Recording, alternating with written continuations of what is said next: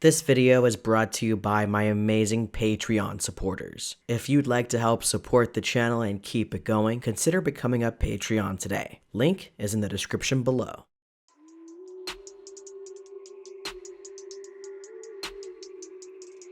The Collector, originally titled The Midnight Man, was intended to serve as a prequel to the Saw franchise. That was quickly shot down by producers, and the film was made in the way that we see today. Released in 2009 to mostly negative reviews and little fanfare, the film came and went, though it's worth mentioning that the film did end up making $9.44 million at the box office on a $3 million budget. Despite the bad reviews and low box office numbers, the film has gained its share of fans over the years, including yours truly. The film has also spawned two sequels, the first being The Collection, which was released in 2012, and The Collected, scheduled for release sometime later this year in 2021. While The Collector doesn't break any new ground, its level of brutality, omnipresent villain, and relatable protagonist makes The Collector stand out among the crowd of Saw knockoffs and home invasion films of the time. With that said, let's get into the plot and why The Collector is an underrated horror film.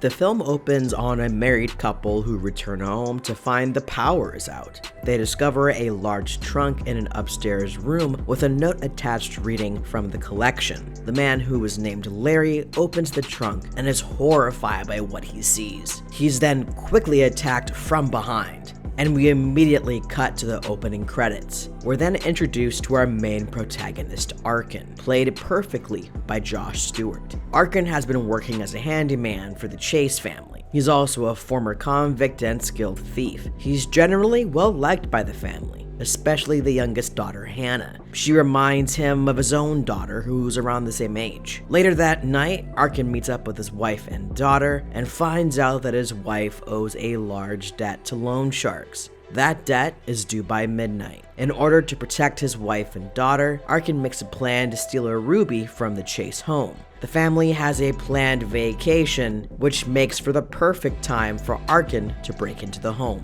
Once Arkin breaks in and the Collector makes his presence known, the film becomes a gruesome and tense game of cat and mouse. First off, Josh Stewart is great in the film. Without him, I feel that I wouldn't be nearly as invested in the film as I am. What could have easily been a one-dimensional character, Stewart adds a real humanity to the character. He's introduced as a man who wants to walk the straight and narrow, provide for his daughter, and prevent any harm to both her and his wife. So once he's in the house attempting to steal an expensive ruby, we understand his motive and can sympathize with his character, especially once the family begins to be tortured by the Collector. Arkin makes every attempt to save each family member.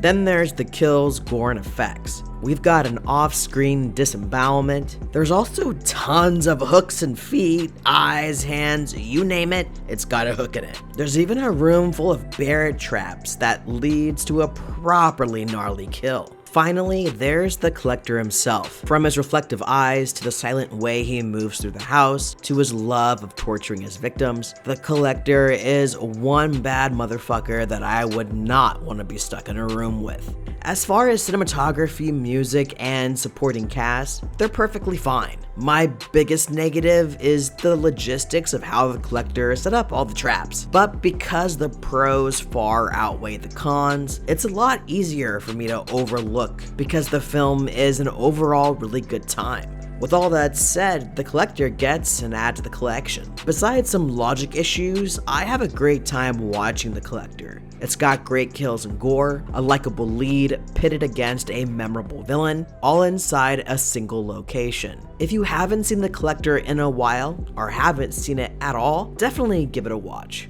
Big thank you yet again to my Patreon supporters and channel members. You guys make this channel possible. If you'd like to help support the channel and help keep it going, consider becoming a channel member or a Patreon today. Links are down in the description below. As always, thank you all so much for coming by, and I'll see you guys on the next video.